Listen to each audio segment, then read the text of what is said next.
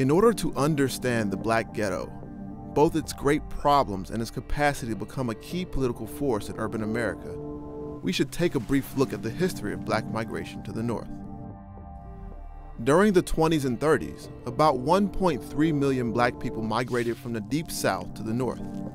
By 1940, over 2 million Blacks had migrated northward.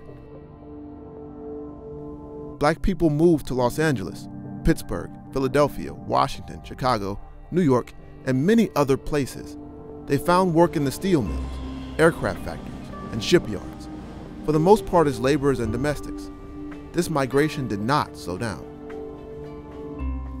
Today, over 65% of Black people live in urban America. Most of the Blacks moving to the North were crowded into the slums of the cities.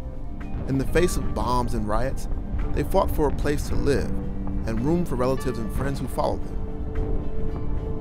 Artificial panics were often created by enterprising realtors who raised the cry, "The niggers are coming," and then proceeded to double the rents after the whites had fled. The expansion of the ghetto developed so much friction that bombs were often thrown at Black-owned homes in the expanding neighborhoods. Here we begin to understand the pervasive, cyclic implications of institutional racism. Barred from most housing, Black people are forced to live in segregated neighborhoods. And with this comes de facto segregated schooling, which means poor education, which leads in turn to ill-paying jobs.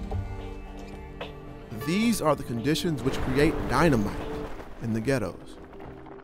And when there are explosions of frustration, despair, and hopelessness, the larger society becomes indignant and utters irrelevant cliches about maintaining law and order. Herein lies the match that will continue to ignite the dynamite in the ghettos. The ineptness of decision makers, the anachronistic institutions, the inability to think boldly, and above all, the unwillingness to innovate. When the dynamite does go off, pious pronouncements of patience should not go forth.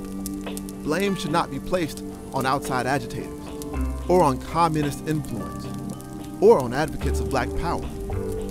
That dynamite was placed there by white racism, and it was ignited by white racist indifference and unwillingness to act justly.